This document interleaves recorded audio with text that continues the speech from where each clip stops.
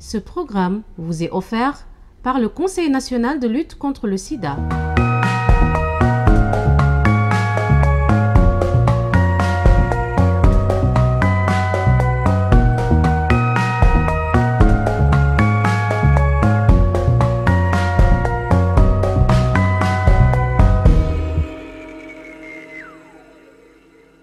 asalaamaaleykum mbokku téléspectateur RDV ak émission Fagaru tey ñu ngi fii ci makkaan bi ñu wax conseil national de lutte contre le sida di émission spéciale plateau spécial ñu dajee ko journée bi tey mooy le 1er décembre muy journée mondiale de lutte contre le sida muy bés bu nga xamante ne dañ ko jagleel xeex doomu jàngoro sida fii ci Sénégal ak àdduna wërngal këpp ñu am aussi mbégte ak kontaante vraiment di fi dalal ay invité bu ci jiitu vraiment di monsieur Papa Alioune Gueye nekk fële ca Soltis nag bu ngeen ko xamee mooy ONG mbala kuréel bi nga xamante ne day xeex ci lii di promotion autotest ndax bu njëkk ba doomu jàngoro sida da ngay dem ñu saytu sa yaram nga ñëw ñu jox la résultat mais yàlla def na léegi mën nañ la jox loo xamante mën nga dem sa kër saytul sa bopp pour xam résultat bi. kenn invité bi di madame Rose Marie André Yandé Faye nekk aussi CRCF di centre de recherche et de formation centre régional de recherche et de formation si wàllu prise en charge clinique. nekk fii ci hôpital Fann moom tamit nekk suñu invité tey ak benn ndaw yi nga xamante ne vraiment yàgg na ci xeex lii di doomu jàngoro sida bokk ci jeune volontaire yi ñu koy wax madame Fat Bintou Touré nekk jeune volontaire CNLS ay at a ngi nii mu ngi ci liggéey mu ngi def wàllam vraiment ci liggéey bu am solo bu CNLS def ak jeune volontaire yi ci wàllu sensibilisation te loolu mooy plateau spécial bi foofu laay xuusee rek dalal kii di suñu invité bu njëkk bi muy madame Fat Bintou Touré di aussi jeune volontaire CNLS madame Fat Bintou maa ngi lay dalal ci plateau spécial Fagaru muy 1er décembre journée mondiale. merci beaucoup asalaamaaleykum wa rahmatulah chers téléspectateurs ak internet yi ñuy seetaan monsieur Faye maa ngi rafetlu invitation bu baax a baax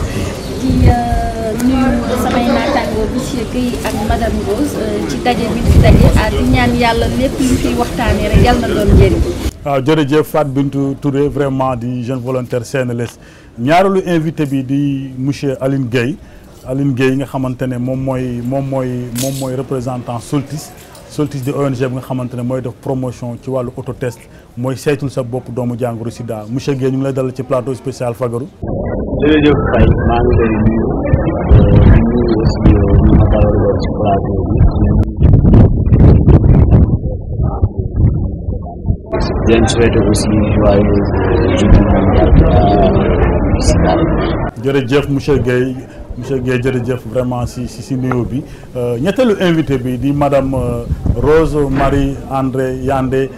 Faye nekk fële ci CRCF mooy centre régional de formation ak recherche ci wàllu prise en charge clinique nekk fii ci hôpital Fann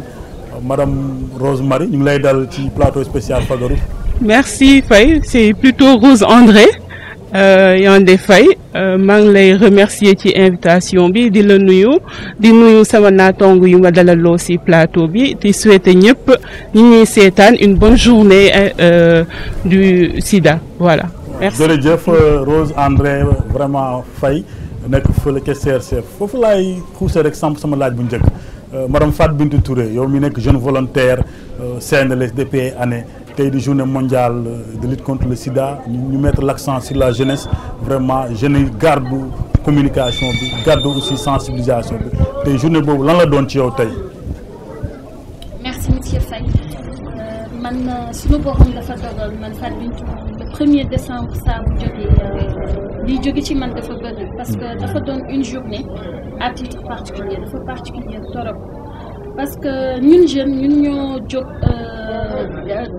ñun ñoo jóg rek bañ nous faisons face à la riposte contre le VIH sida tey muy journée mondiale bi nga xamante ne dañ ko dédié lii ñuy woowee lutte contre le VIH sida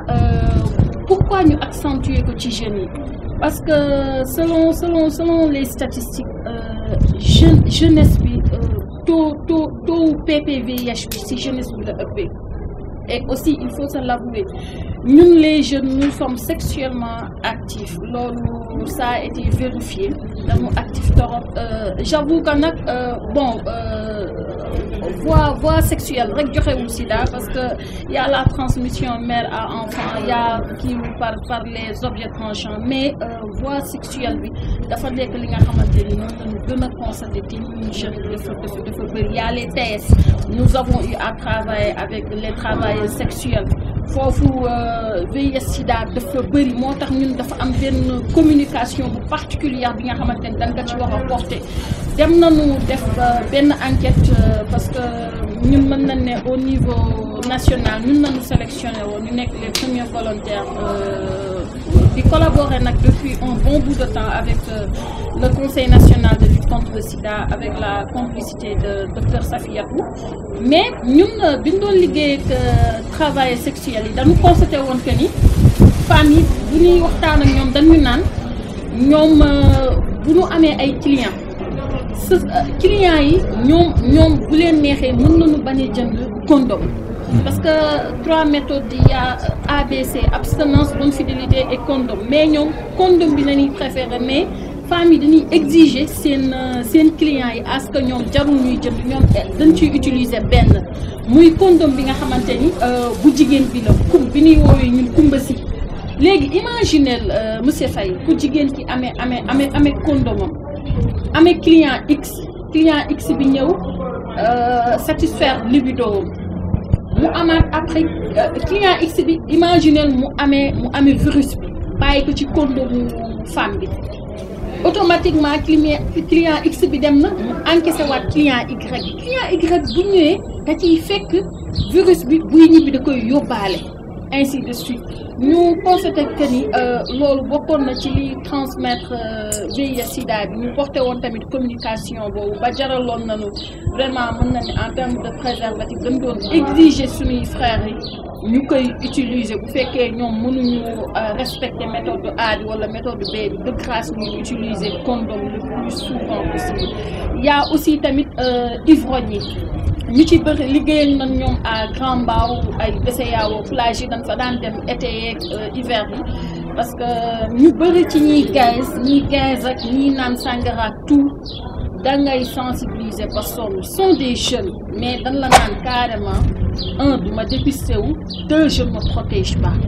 pourquoi dañ la naan yooyu affaire de tubaab la c'est pour dire que ñëpp ñi naan bon yooyu amoon c'est révolu mais ce n'est toujours pas révolu parce que ñun nous sommes des femmes c'est des hommes de terrain ñun dañ nekk ci terrain man dem ci dama koy wax ñun duñu toog mukk suñuy bureau ñun dañuy wàcc sur le terrain xam li gars yi di dund beaucoup duñu vacciné wu et jusqu'à l'heure où je vous parle virus bi mi ngi daw gars yi ñu ngi koy transmettre ante ok loolu am na solo madame Fatou Bintou Touré vraiment di jeune volontaire du CNLS suñu ñaareelu invité bi vraiment di monsieur Guèye Aline Guèye di représentant Soltis nga xamante ne mooy ONG bi nga xamante ne mooy def lii di promotion autotest fii ci Sénégal ndax wax naa leen ko sànq bu njëkk ba ngay dem ñu saytu la xool doomu jàngoro bi nga ñëw ñu laaj la ñu ne la résultat bi génn na mais léegi ak méthode yi ak vraiment médecine lu mu avancé léegi mun nga defal sa bopp loolu Aline est-ce que mun nga dellu ci si Soltis ak mission balaa ñuy continuer waxtaan bi. waaw jërëjëf Faye donc Soltis benn ONG la bu nga xamante ne day liggéey ci wàllu santé mondiale tey jii ngir mën a jàppale nit ñi ñu gën a am wér gu yaram donc mu ngi commencé ay activité am fii ci Afrique en 2003 ñu ngi commencé Mali après ñu dem Niger mais Sénégal ñu ngi fi ñëw depuis 2018 ci lañu andi projet bi nga xamante ne moom ngay wax noonu mooy autotest du VIH de diagnostic du VIH maanaam tey jii jumtukaay bi lay jëriñ pour nga mën a saytu yow tey jii fan nga toll ci wàllum jàngoroy sida jumtukaay la bu bees la bu nga xamante ne tey jii dafa innovant li tubaab di wax dafa innovant parce que dina la tax tey jii booy def sa test nga bañ a ressentir beddi ak boddi dina tax aussi tey jii nga mën a defee sa test foo ko bëggee ak heure bu nga ko bëggee te dina la mën a jox tey jii résultat bi ci fukki minutes ak juróom. 15 minutes daal. waaw tey jii ci 15 minutes di nga mën a xam tey jii fan nga féetee après nga mën a dem ci centre de santé yi wala kër docteur bu la gën a jege mën a confirmer résultat boobu ba dugg tey jii ci traitement bi ba nga xamante ne dootoo mën a wàlleeti VIH bi donc Soltis loolu moom mooy liggéeyam fii nii tey jii ci Sénégal amaat nañ tamit beneen projet bu nga xamante ne ci wàllu sëy lay liggéey tey jii dañu bëgg jàppale jeunes yi comme sama naataangoo bi li mu ko waxee les jeunes sont actifs sexuellement dañ leen war a jàppale tey jii à travers le projet Sansas pour ñu xam seeni ay droits ak ñu am éducation ci wàllu sexualité bi nga xamante ne tey jii dinañ mën a éviter ëmb bu teel wala ñuy am ay grossesse non désirée ëmb bu nga xamante ne buggoo ko te tamit ngay mën a sëy ci wér gu yaram bañ a teel a ëmb donc tey jii loolu la Soltis di def Sénégal ñu ngi am yeneen projet en cours mais tey jii ñaari projet yooyu noonu la ñuy liggéey ak beneen projet bu nga xamante ne tamit ci wàllu One Health la maanaam One Health mooy tey jii dañu dem ba gis ne que maanaam waruñu lijjanti kese wér gu yaram boo kese dañ ci war a boole tey jii wér gu yaram gàncax bi boole ci wér gu yaram bi nga xamante ne moom mooy environnement bi parce que dañoo dem ba rendre compte ne que tamit problème yi nga xamante ne moom mooy ñëw ci environnement bi maanaam ay pesticides yu ñuy utiliser pour mën a tax gàncax bi gën a naat day dem ba nga xamante ne dafay am ay conséquences ci santé humaine bi donc am nañ beneen projet bu nga xamante ne cellal la tudd donc ci wàllu woowu lay loolu am na solo loolu mooy taxawaayu Soltis muy ONG vraiment suñu ñetteelu invité bi muy madame Rose André Faye bokk fële ci CRCF du centre de recherche de formation ci wàllu prise en charge clinique madame Rose lan mooy taxawaayu centre bi ak lan mooy seen liggéey ci wàllu xeex VIH sida ak yeneen jàngoro. merci Faye CRCF nag mu ngi nekk ci biir hôpital Fann ci service maladie infectieuse CRCF nag da nga may tuuti ma wax ci historique bi parce que am na solo CRCF ñu ngi koy tëral depuis 2005 ñu ko fondé nag CNLS bi ñu toog tey bokk nañ ci division sida tamit ci la bokk SMIT service des maladies infectieuses ci la bokk mais tamit am nañu ay partenaires européens comme IRD ku ci mel ni IRD ku ci mel ni IMEA ku ci mel ni ANRS te CRCF tamit dañ koy woowee site ANRS du Sénégal alors ñu ñëw ci mission wu CRCF yi dañoo ne centre de recherche et de formation maanaam mu ngi yëngu ci wàllum gëstu ci wàllum formation tàggat ndaw yi mais tamit ci wàllum paj mi prise en charge VIH alors ci wàllum gëstu CRCF mu ngi am ay projet yu bëri moo tax dafay dalal ay médecins ay cliniciens épidémiologistes mais aussi ay socio-anthropologues projet yi nag bëri na comme VIH la ñuy wax gëstuwul kese ci wàllum VIH mais ci bépp problématique bi nga xam ne mu ngi laal VIH comme population clé yi mooy ñi nga xam ne dañuy jëfandikoo drogue ñi nga xam ne dañuy génn travailleuses du sexe yi ak ñi nga xam ne dañuy góor yi nga xam ne dañuy sëy ak seen moroomu góor wala jigéen yi nga xam ne dañuy sëy ak seen moroomu jigéen ci wàllum formation bi nag CRCF mu ngi accueillir ay masterants ak ay doctorants yu jóge ci université Sénégal yëpp muy université UCAD université Bambey université Ziguinchor pour jàppale leen non seulement ñu bind seen mémoire yi ak seen thèse yi encadrer leen mais aussi li ci gën a am importance mooy ñu responsabiliser jeunes yi parce que suba ñoom ñooy assurer relève bi tamit jox leen benn place boo xam ne dinañ ci mën a am seen première expérience professionnelle ci wàllum formation bi tamit CRCF yëmul foofu kese parce que day def recherche opérationnelle maanaam gëstu yoo xam ne day jàppale programme yi ndax ñu gën a mën a jaar yoon moo tax dañuy appuyer kuréel yi nga xam ne yëpp ñu ngi yëngu ci VIH bi muy CNLS muy division sida muy acteurs communautaires yi nga xam ne ANCS Enda Santé ci wàllum recherche moo tax semaine bi depuis le 29 ñu ngi fii CNLS di def benn atelier sur la recherche opérationnelle bi nga xam ne docteur Khoudia Sow moo ko jiite. waaw loolu am na solo vraiment CRCF di xamal ne ñoom ñaar ñëpp partenaire u CNRS lañ nekkul sax ci journée mondiale bi mais partenaire de tous les jours la ndax ñoom ñoo bokk liggéey bi madame Fatou Bintou Touré jeune volontaire du CNRS tey thème yi ñu jël jeunesse bi vraiment mettre ko vraiment au devant de la scène tey yow lan la def en tant que jeune est-ce que pour yow tournant décisif la pour vaincre vraiment fléau bi di sida avant date butoir bi 2030. Ah bien sûr monsieur Faye parce que nee naa décision ne saurait être plus noble te gis naa ni docteur Safiatou jël na en considération plaidoyer bi ma yàgg porté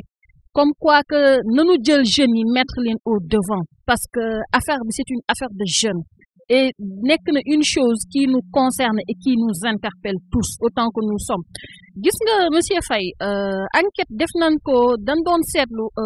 au niveau des pharmacies chaque week-end pilule du lendemain dafa daan manqué. Pourquoi dafa daan manqué parce que je sais pas si jeunes yi ay marié nañu wala duñ ay marié mais dañ ko doon wut très tôt balaa dimanche bi dinañ ko wut teg ko réserve c'est-à-dire que daaw ñu protégé wu léegi loolu avec ça nga ne doo dépisté wu wala boo dépisté woo sax ba xam sa statut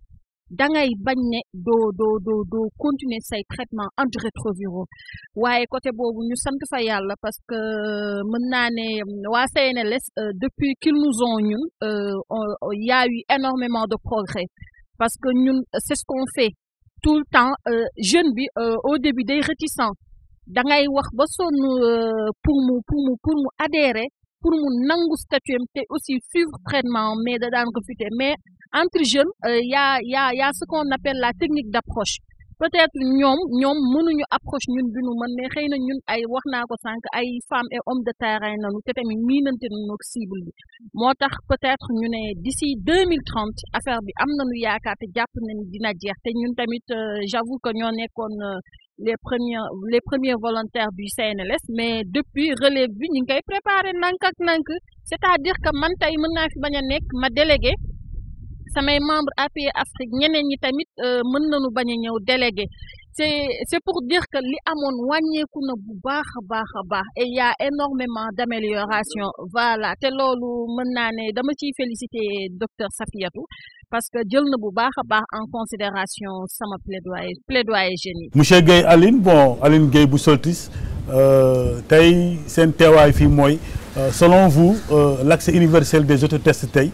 mun na mettre fin à l'épidémie du sida avant date butoir bi loolu lan mooy ci seen taxawaay. waaw effectivement Faye comme ni nga ko waxee parce que boo seetee tey jii Sénégal ñi nga xamante ne dañuy wéy doomu jàngoro sida bi junni boo jël ñetti nit rek ñoo ko ci am waaye tey jii dafa concentré wu ci ay type de population yi nga xamante ne ñoom la ñuy woowee ñi jaay seen bopp ñi nga xamante ne dañuy jëfandikoo sinébar ak ñi nga xamante ne ay góor yu sëy ak seen moromu góor lañ tey jii boo demee ci wàllu boobu noonu téeméer boo jël da ngay gis ne ñaar fukk yi am nañ ko 20%. waaw ci taux de prévalence ci côté boobu noonu ñi nga xamante ne ñoom ñooy jaay seen bopp boo ñëwee ci tey jii góor ñi nga xamante ne dañuy sëy ak seen moromu góor egg na ba tey jii fukk ak ñaar ci waaw 12% ci téeméer boo jël tey jii ñu gis ne autotest bi moyen la boo nga xamante ne dina permettre nit yi ñu mën a xam seen statut ci nu mu gën a gaawee ak foo nga xamante ne fépp fuñ ko mënti bëggee rek mën nañ fa defee autotest bi tey jii autotest bi bu ñuy xool ci maanaam ni ñuy saytuwee progrès wu traitement wu sida premier 90 bi boo xoolee tey jii Sénégal def na ci ay jéego yu am solo te tamit ci Covid bi dañu gis ne bu ñuy laaj distanciation sociale ñuy wax ne tey jii nit yi waruñoo fréquenter centre de santé yi waruñu faa dem ñu gis ne yenn laboratoire yi dañuy manquer ay personnel parce que Covid bi moom moo taxoon ñu gis ne autotest bi lu am njëriñ la ci contexte Covid bi nga xamante ne ci lañ nekk parce que nit ki mën na am autotestam testé wu këram ba pare ñëw def confirmation ci centre bi après dugg dans le traitement waaw comme li ñuy wax rek testé c'est la base maanaam tey jii pour nga mën a xeex doomu jàngoro bi foog nga xam ñan ñoo ko am ak fan lañ toll bu ko defee nga mën a egg ci maanaam dugal leen ñu jël seen traitement ba nga xamante ne tey jii après seen charge virale day indétectable nga may mu tuuti rek foofu noonu ma sànni quelques kàddu pour wane ne tey jii doomu jàngoro bi ñuy wax sida nit ki bu ñuy jël seeni ay garab comme ni mu ko waree dootuñu ko mën a wàllante am na ay campagne de sensibilisation yu bari yu waa CNRS def maa ngi ciy remercier docteur Safiatou Thiam donc lu ñuy mën a vulgariser la au niveau ci population pour ñu xam ne tey jii képp kuy jël garabam te am doomu jàngoro yi sida doo ko mënati wàllate te di nga mën a dund ci société bi am sa autonomie te loolu testé rek moom moo ko mën a may nit yi tey jii ONU Sida ak Fonds mondial ci journée mondiale du Sida bi lancé nañ appel pour ñu gën a yokk doole autotest yi au niveau de l'Afrique de l'Ouest ak ci Sénégal ba nga xamante ne tey jii dinañ mën a dem ci pharmacie yi nga dem nga jënd sa autotest sans kenn xam ne que kii dafa dem jënd autotest nga dem defee ko sa néeg après nga dugg ci sutura nga dem dugg nga def sa confirmation bu dee daa confirmé positif nga dem defi sa traitement bu ko defee tey jii dinañ mën a wax ne que Sida jeex na biir Sénégal. loolu am na solo dañu jàll suñu ñetteelu invité bi rek muy madame Rose André Faye CRCF tey lan mooy seen taxawaay ci journée bi ak par rapport ak thématique yi ñuy joxe. lan mooy seen taxawaay ci journée mondiale bi tey ak seen implication fan la toll. journée mondiale bi nag sànq yaa ngi wax ne que partenariat entre CRCF ak CNLS c'est un partenariat de tous les jours maanaam chaque jour ñu ngi liggéey ak ñoom avant journée mondiale bi di ñëw am na yeneen journée tamit yu ñuy organiser comme journée scientifique bi. CRCF nag lu muy gën a farlu mooy animation scientifique. maanaam panel yi nga xam ne. ñu ngi koy organiser ci waxtaan ci wàllum recherche ci VIH ci wàllum recherche ci jeunes yi ñu ngi si participer bu baax thème yi nga xam ne nag gën nañ ko investir mooy thème dépistage yu jeunes yi parce que gëstu yu ñu def dafa wone ne que boo jëlee tranche d'âge bu 15 ba 24 ans nouvelle infection yi maanaam wàññeeku nañ ci population bi mais boo seetee tranche d'âge boobu noonu nouvelle infection yi wàññeeku fa mu nekk problème boo xam ne dafay wone ne benn vulnérabilité wu jeunes yi mais dafay wone tamit manque d'information ak manque de connaissance ci thématique u VIH ba tax na CRCF moom am na ay projet comme Emprise 2 boo xam ne dafa doon gëstu ci wàllum dépistage bi ak ci wàllum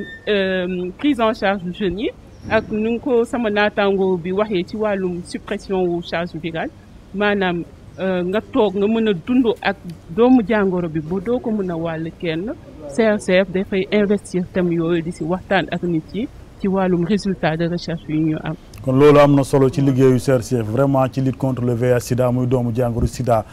tey ñu leen xamee ne ñu ngi fii ci makkaan bu ñuy wax conseil national de lutte contre le sida muy CNLS tey contexte bi di journée mondiale de lutte contre le sida muy 1er décembre ñuy màggal lii di xeex doomu jàngoro sida fii ci réew mi ak bitim réew madame Fatou Bintou lan mooy sa kàddu gu mujj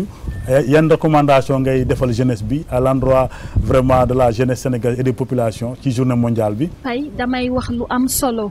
muy que affaire bi waxoon naa ko sànq à l'entame de mes propos. du li nga xamante ni da ngay toog di xaar panel di xaar ay séminaire di xaar ay atelier il faut que ñun ñu nangu jël ay initiative lu am solo la il faut que ñun ñu taxaw nekkat ñàkkul ni koñ bee am naa fa sama benn frère wala sama benn sœur wala sama benn tante wala sama benn nijaay bi nga xamante ni ñàkkul ni mi ngi daw ak doomu jàngoro bi wala ñàkkul ni bëgg na xam lu ne ci yaramam waaye xamul sax ban yoon lay jaar. tey dama ubbi benn entreprise monsieur Faye bu tudd l'imprimante Le Monde premier échantillon yi ma njëkk a def ay flyers la def nag sama ciblage yi ñi nga xamante ni ñii leer na ma ni duñ déglu rajo wala farataaluñ ko musique na ñuy déglu ñii leer na ma ni duñ seetaan télé ma dem ba ci ñoom ku ci nekk ma jox la flyers bi xam nga lan moo ci nekkoon na ci ku nekk dem ngir yàlla pharmacie parce que l'autotest est disponible c'est très important tey ñu bëri xamuñu ko peut-être mën naa ne rares sont ñi nga xamante ni xam nañ ko peut-être mooy ñi nga xam ne ils sont au cœur de l'information ou elles sont au cœur de l'information au-delà de ça nag di ñaan yàlla bis buñ fiy dajewaat monsieur Faye yàlla na fekk lii mu doon li nga xamante ne luy fàttaliw la naan sida jaaroon VIH sida autant pour moi jaaroon na fi dem na mais également di remercier monsieur Guèye ci macha allah jàngale bi ak madame Rose ci xam-xam bi mu fi génne moom itam di sant bu baax a baax sa équipe technique bi ñi ngi def liggéey bu am solo waa RDV di la remercier bu baax a baax lu fi mata di rek yëfi nit la danoo jiw jërëjëf madame Fatou Bintou monsieur Guèye Aline représentant Soltis lan mooy sa kàddu gu mujj ci journée mondiale bi ak lan ngay ñaax population bi ak jeunes yi par rapport ak autotest bi. waa kay jërëjëf Faye xanaa kàddu gu mujj gi rek mooy woote gars yi pour ñu dem def ji test testé wu ji ngir xam tey ji fan lañu féetewoo tey ji ci journée mondiale du sida bi jot nañ def benn stand bu nga xamante ne dañ koy distribuer ay autotest dañoo lëkkaloo ak waa CNLS jël ay ndaw tey ji ñu nga xamante ne dinañ mën a sensibiliser jeunesse bi comme ni ko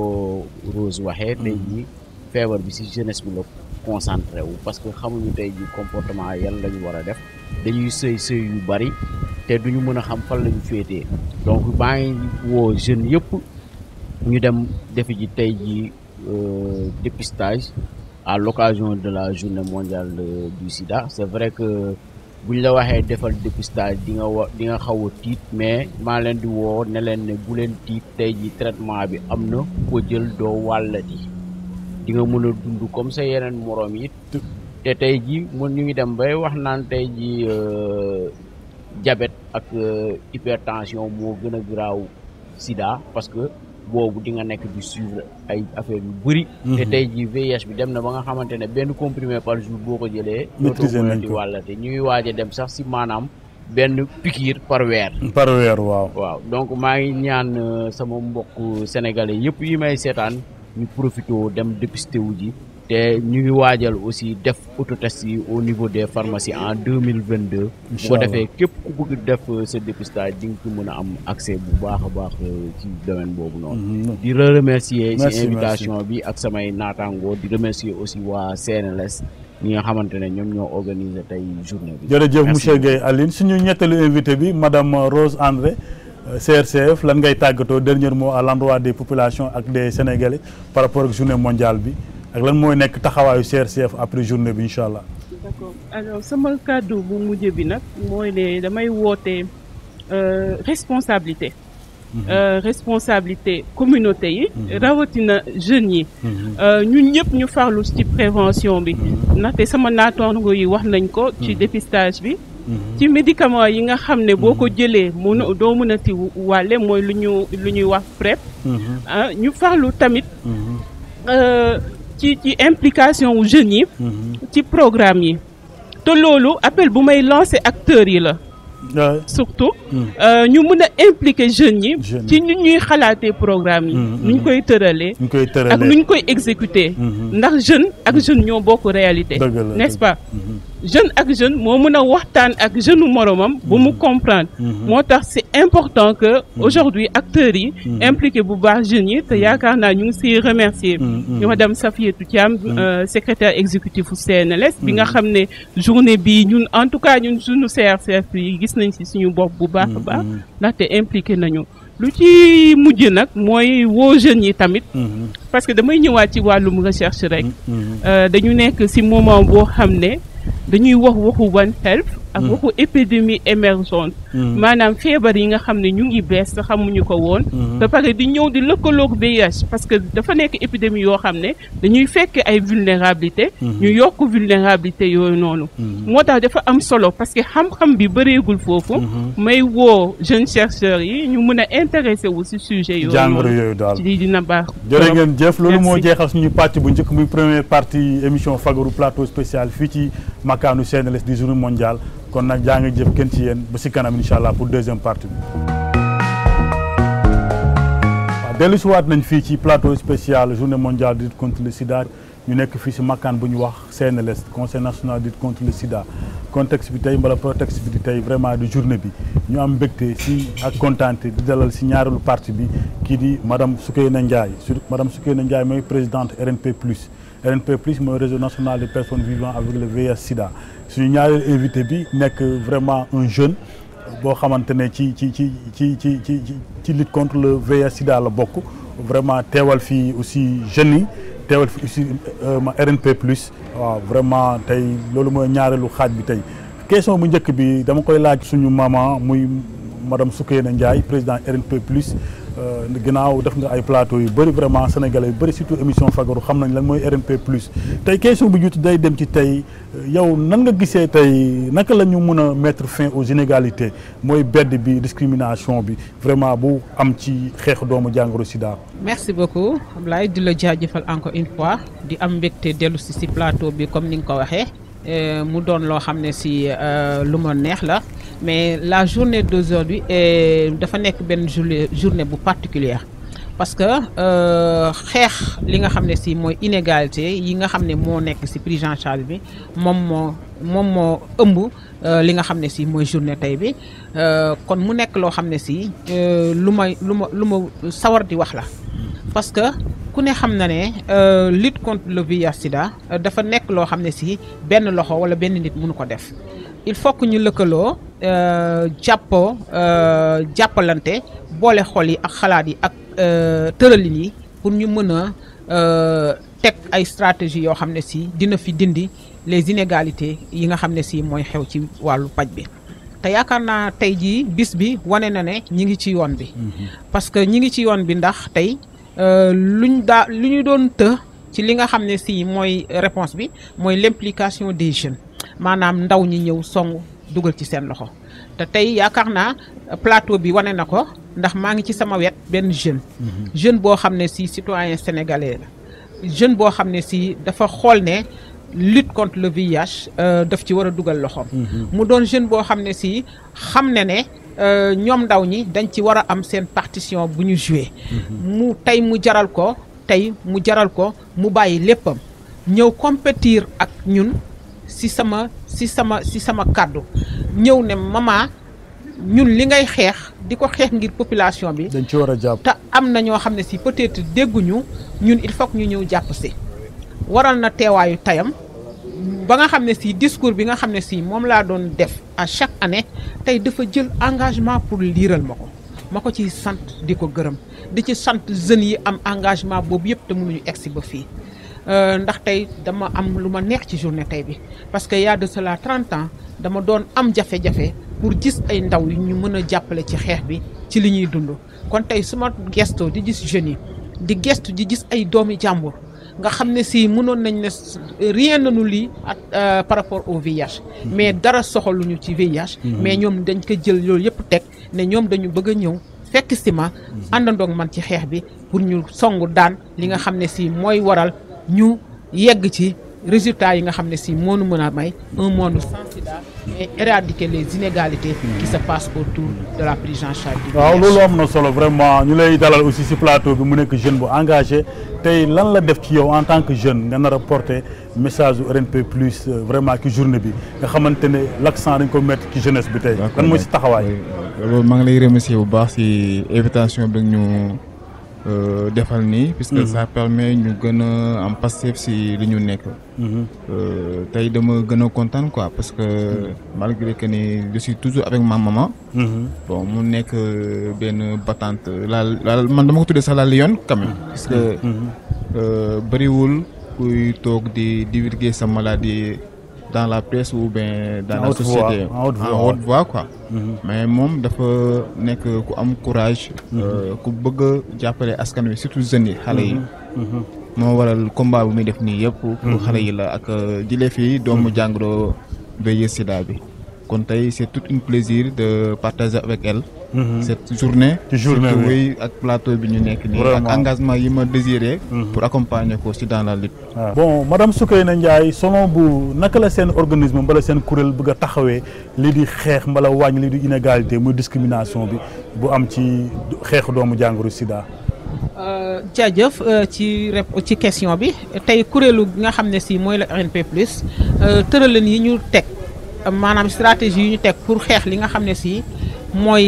inégalité yi dans la prise en charge je pense que yàgg nañ ko xeex parce que booy xool mën naa ne loolu moo njëkkoon nekk suñuy objectif parce que ñun ku ne xam ne kuréelu RNP plus dafa nekk ci kaw ŋànk ay organisation yi ñun suñu liggéey mooy di def ay plaidoyer di lutter contre la stigmatisation discrimination mais di xeex lawante wàllante doomu jàngoro sida ci biir xale yi ak mag ñi ak personnes âgées yi kon tey suñu ñëwee tey ñu am comme ni ma la ko waxee sànq lëkkaloo ak ndaw ñi suñu tëralin yi ñuy nar a tëral day gën a yomb parce que ku ne xam na ne beddi ak boddi mag ñi wax nañ ci prestataires de soins yi wax nañ ci ñiy dund ak doomu jàngoro sida yi wax nañ ci ñi nga xam ne si ñoo nekk partenaires techniques et financiers yi wax nañ ci mais teewul ba léegi mi ngi doon am ay tuuti mais ñu ne ndawu réew mi suñ jógee sol seeni tànk dàll takk seeni ndigg ak seeni ceinture jigéen ñi wardu seeni sër ñu taxaw jàppale ñu ci fekk suñu ci xeex bi ñun dañu am yaakaar ne dinañ ci am ndam parce que kii di jeunesse wax askan wax population kii di jeunesse wax avenir te xale yi ñoo ŋànk avenir yi mais ndaw ñi parti bi gën a am solo bu tax seen teewaay gën ci am solo mooy ndaw ñi nga xam ne dañuy dund ak doomu jàngu sida te ndaw bu sañoon saa yu amee lu ko metti day gis moromu ndawam ci wetam kon loolu marqué na nekk na remarque boo xam ne si gis nañ ne journée bi suñu ci passé ak engagement xale yi dina doon loo xam ne dina impacté ci li nga xam ne mooy suñu xeex te yaakaar naa ñu ngi ciy am espoir bu baax ndax xale yi bu ñu jàppalee seeni moromu ndaw mais ou bien même buñ leen xamul ba di leen di jàppale saa yu ñuy communiquer ci VIH su positifee rek maanaam bu kàddu gi amee worma rek leer rek ba duy am lenn luy gaañ doomu aadama bi rek je pense que dinañ ci génn ci jàmm ak salaam dinañ éradiquer li nga xam ne si mooy inégalité yi am ba tax mu indi bedd bi ak bon bi loolu am na solo monsieur Ndongo Niang tey selon vous vraiment mettre fin vraiment aux pandémies du sida yow gis ngeen ne vraiment dafa war a jaar ci ndaw ñi waaw puisque boo nee ndaw da ngay wax santé reproductive moom mooy soxla fonder une famille moom mooy soxla defar société bi moom mooy soxla yoru réew ëllëg kon il faut ñu jaar ci ndaw yi pour dakkal pandémie bi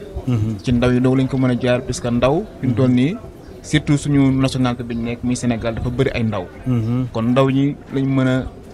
ñoom lañ mën a war a mën a taxawu mën leen a sensibiliser mën leen a orienter mën leen a jàppale pour que li ñuy xeex ñu mën koo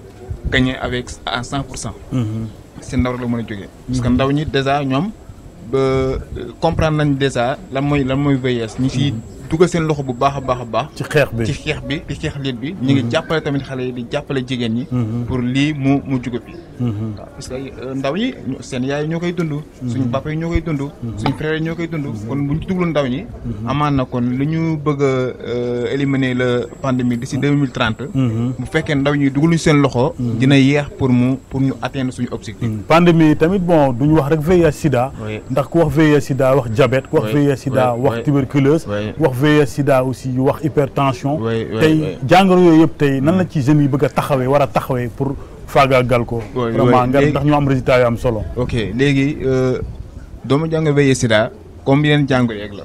comme diabète bi nga wax tension ak yu demee noonu. te daanaka lëmbal na askan wi daal. sonal na doomu aadama yi sonal na askan parce que yaa ngi gis jeune sax boo xamante day dund diabète. parfois muy dund tension. kon feebar amul askan. amul âge amul xeet. kon bu ñu ni ñu taxawoo ci VIH sida noonu la ñuy taxawoo si dans les autres maladies. parce que nit dara xajul ci moom. dëgg la doomu aadama dafa vulnérable. te daanaka boo amul wër amoo lenn. te wër moom moo ñu jig. wër mooy tax ñu fonder famille. wër mooy tax ñu mën a nekk suñu activité. wër moo tax ñu mën a jàppale société bi ñu sensibiliser société bi. boo amul wër doo ko def. kon dans toutes les maladies yu concerné doomu aadama. xam ni doomu aadama lay dal. ñun seen ñi taxaw nañ pour xeex comme maladie boobu pour ñëpp mën a am jàmm. def si seen wàll waaw loolu am na solo ñu ngi leen xamal ne tey ñu ngi si ñaareelu pàcc. émission Fagaru muy plateau spécial. muy journée mondiale de lutte contre le sida. ñu koy defee fii ci makkaan bu ñu wax CNLS conseil national de lutte contre le sida. ñu ànd ci ñaareelu partie bi ak madame Soukeyna Ndiaye di présidente RNP plus du réseau national des personnes vivant avec VIH sida. mu ànd ak benn jeune bu ñu wax Ndongo Niang benn jeune bu engagé vraiment de citoyen jóg rek pour xeex li doomu jàngoro sida yeneen jàngoro yi nekk aussi jeune bi nga xamante ne tey vraiment dafa volontaire pour porter message du RNP plus si journée bi ndax ren dañoo jël ay jeunes pour ñu def ay déclaration yu am solo ngir faagaagal doomu jàngoro sida ñu koy wax mettre fin au sida mettre fin aussi aux pandémies ak aussi mettre fin aussi aux inégalités yi existe muy bedd bi ak discrimination ci xeex lii di doomu jàngoro sida tey kàddu gu mujj madame Soukeyna ci par rapport ak journée bi ak lan ngay ñaax population bi ak membre nga xamante dañoo bokk RNP plus kàddu gu mujj gi mooy am espoir am naa espoir bu mag a mag a mag parce que lii ma gis tey engagement xale yi ma gis tey ak seen détermination bi ma gis tey wane ne ils sont prêts à compétir avec nous dans le combat mu nekk lu ma neex deuxième bi mooy di woowaat encore une fois la société xamal leen ne seen ndaw yi dañu bëgg a ñëw participer ci li nga xam ne si mooy xeex pandémie yi xeex l'inégalité yi nga xam ne mooy xew ci biir prise en charge bi mais xeex li nga xam ne si mooy bedd bi ak bodd bi. ak bodd bi kon loolu su ko ndaw askan jógee. bëgg ci def seen loxo. société bi war nañ leen a déglu. dëgg la famille yi war nañ leen a déglu. ñuy ñaan gouvernement du Sénégal. mu jàppale ñu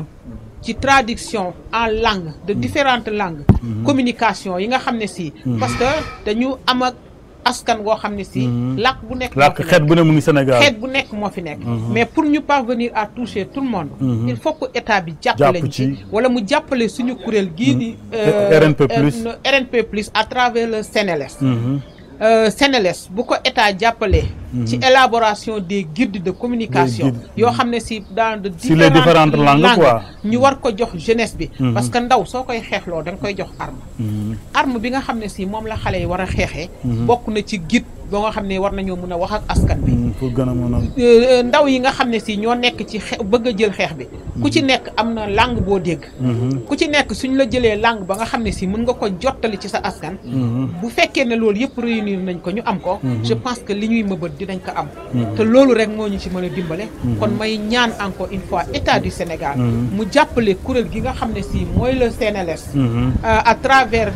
les techniques de communication. mu jàppale ko ci ñu élaborer des guides. ñu mën ko teg jox ko suñu ndaw yi ñu dem di wax ak askan wi kenn ku ci nekk ca làkk ba nga dégg ak fam la gën a jegee bu ko defee ñëpp nekk en même mesure de communication de compréhension mais d'information bu ko defee ñu mën a gañee xeex. dëgg la loolu am na solo vraiment ndax liggéey bu ngeen def am na solo monsieur Ndongo Niang lan mooy sa kàddu gu mujj ak journée bi tey par rapport ak jeunesse bi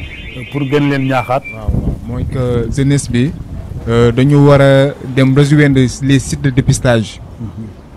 buñ demee mën a def test dépistage pour mën a xam seen statut. parce que booy jug di jàppale askan wala ngay jàppale réew. il faut que nga mën a xam yow foofu féete d'abord ba pare. boo xam ne foofu féetee si lay gën a yombee. nga mën a accompagner nga mën a jàppale nga mën a sensibiliser. déjà boo duggee si panel bi rek. depuis ce matin ay jeunes ñoo nekk si assemblée bi. participants yi ce sont les jeunes. panélistes yi ay jeunes lañu. modérateurs yi ay jeunes lañu. kon jeunes yi déjà engagé nañ pour mën a sensibiliser mën a accompagner. mën a informer wala mën a jàppale tamit ndaw réew mi yëpp. bis bu ñu leen dugalee rek te dugal nañ leen sax ñu ngi si biir. dinañ gën a mën a xeex combat contre le pandémie du virus sida. d'ailleurs may remercier tamit sama maman bi puisque. madame Soukey ni mu engagé woo. loolu maanaam ñëpp la war ci Sénégal. jigéen ñëpp la war sànq mu ngi koy wax ci discours am bi. mu ne dund na ko plus de 16 ans musul toog en télévision ou dans les presse kenn combat pour xeex doomu jàngoro en tant que jigéen. moo tax moom loolu moo ko motivé. mu taxaw askan wi yëpp taxawu jigéen ñëpp taxawu góor ñu mais surtout. mu dem discours bu am solo taxawu xale yi. pour ñu mën a àndandoo ku nekk joxante loxo. ñu jëlee fi doomu jàngoro VIH sida bii maa ngi lay jaajëfal bu baax. loolu am na solo vraiment ñu ngi leen di xamal ne émission bi kuréel bii di CRSP santé moo ko def vraiment ñu am ci njàppalu conseil national de lutte contre le sida muy suñu partenaire CNLS. di gërëm docteur Safiatou ak personnelu CNLS yëpp vraiment équipe technique bi RDV bàyyiwuñ kenn chauffeur caméraman montage vraiment ba ci directeur général bi di ñaax sénégalais aussi ñu dem dépisté wu. ndax loolu rek moo mën a jeexal doomu jàngoro sida fii ci réew mi aussi ñu jàppale ñi nga xamante ne ñoom ñoo affecté bala infecté par le VIH sida wàññi bodd bi wàññi discrimination bi wàññi yooyu yëpp incha allah yàlla nañu defal jàmm kon nag ñu ngi leen di jox dig daje ba beneen numéro incha allah jaa ngeen jëf kenn di jeen alhamdulilah beneen jamono émission bi mën ngeen ko seetaan aussi ci suñu plateforme yi CRSP santé suñu chaîne de télévision YouTube Santé TV ak ci plateforme RDV yëpp muy RDV Sénégal YouTube ak Facebook kon nag jërë ngeen jëf kenn du yéen.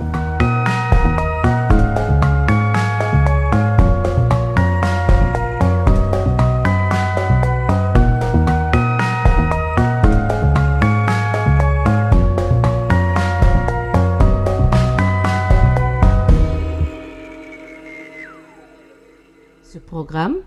vous a été offert par le Conseil national de lutte contre le sida.